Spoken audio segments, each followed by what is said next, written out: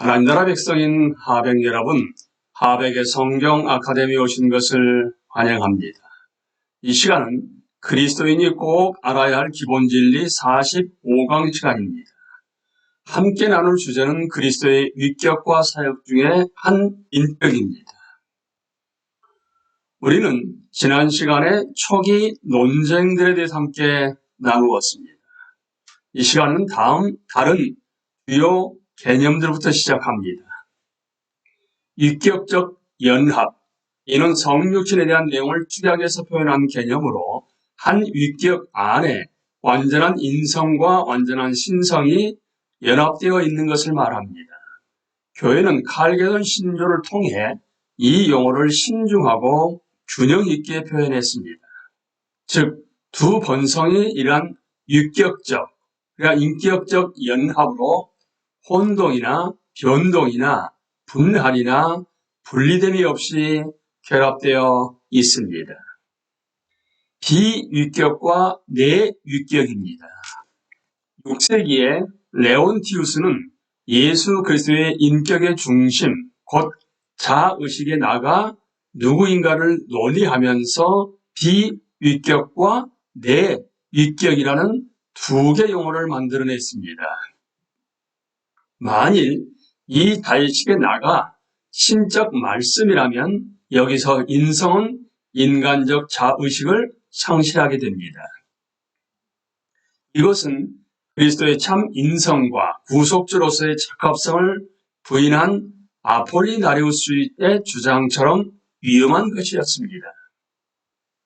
반대로 그리스도 안에 완전한 인간적 자의식이 로고스와 독립적으로 나란히 존재한다는 이론은 선지하신 하나님 아들이 인간이 되신 행동이라는 성육신의 완전성을 위협합니다.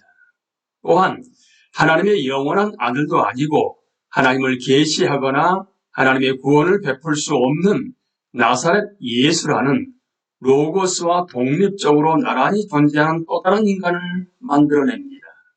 이에 레온티우스는 소극적 차원에서 인간적 자의식인 나는 결코 자체적으로 존재하지 않으며 반드시 로고스와의 위격적 연합 안에서만 존재한다고 제안했습니다. 또한 적극적 차원에서는 인간적 자의식인 나가 오직 신적인 나 안에 실제적으로 존재한다고 주장했습니다. 이것은 완전한 인성을 인정하면서도 신인의 본질적 자아가 하나님을 계시하고 인류에게 구원을 베푸는 하나님의 말씀이신 영원한 아들의 자아라는 성경의 인식을 유지합니다.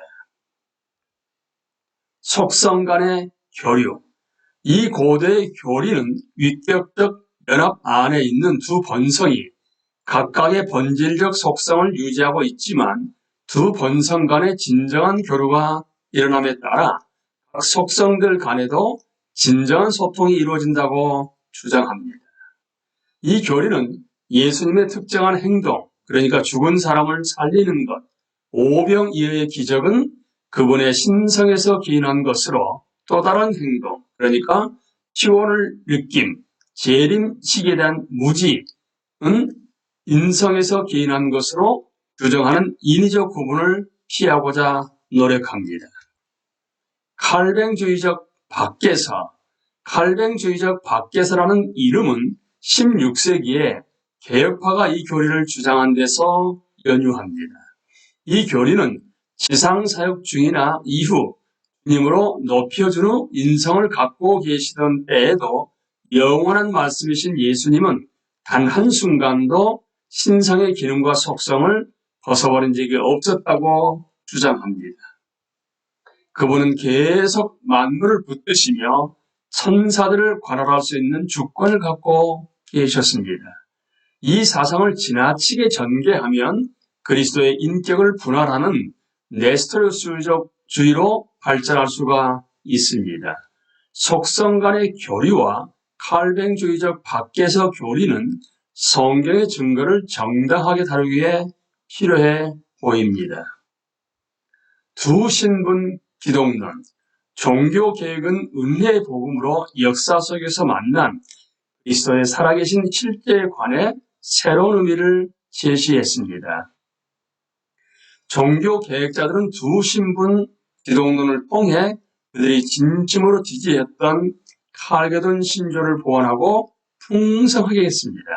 그들은 그리스도의 인격을 한 인격의 역동적 움직임의 관점에서, 즉 십자가에 달려 죽는 것에서 정점에 이른 육신 속의 비하의 신분에서 부활과 승천을 통해 승기된 신분으로 변화하는 것으로 이해했습니다. 이 관점은 칼게돈 신조와 유용한 조화를 이룹니다. 칼게돈 신조가 그리스도 인격의 횡단면을 보여준다면 두 신분 기독론은 종단면을 보여주는 셈입니다. 케노시스라는 이름을 가진 이 기독론은 두 신분 기독론을 발전시켜 영원하신 말씀이 인간으로 존재하는 동안 본질적인 여러 신적 속성들, 그러니까 전지, 전능, 무소, 부재 등을 포기하셨다고 주장합니다. 이 이론은 그리스도가 자기를 비웠다고 말한 빌립보서 2장 7절에서 성경적 근거를 찾습니다. 따라서 이것은 그분의 인간적 한계를 솔직하게 인정하면서 그리스도의 완전한 인성을 그리스도의 신성에 대한 전통적 고백과 나란히 보존하고자 합니다. 이 이론에 수정된 형태들은 신적 속성들이 단지 잠재적 상태가 되거나 간헐적으로 발휘되었고, 심지어 케노시스가 그리스도의 존재보다는 그분의 의식과 관련된 것이라고 주장했습니다. 영원하신 말씀이 마리아의 작용 속에서 인성과 연합할 때 어떤 형태로든 낮아지는 과정이 있었음은 확실합니다.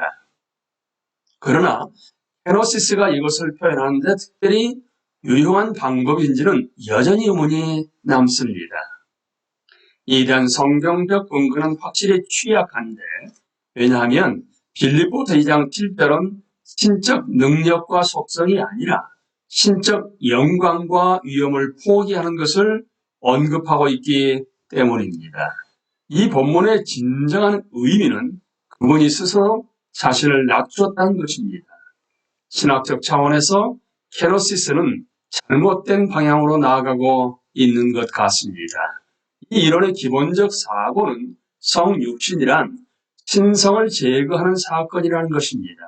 그러나 성경적 성육신은 신성의 무엇인가를 추가하는 개념입니다.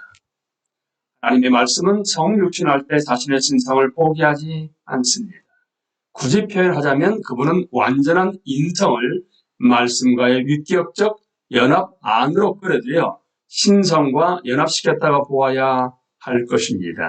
아울러 만일 성육신하신 하나님의 아들에게 본질적인 신적 속성이 전혀 없다면 그분은 즉시 우리와 관련된 세 가지 근본적 사역에 실패할 것입니다.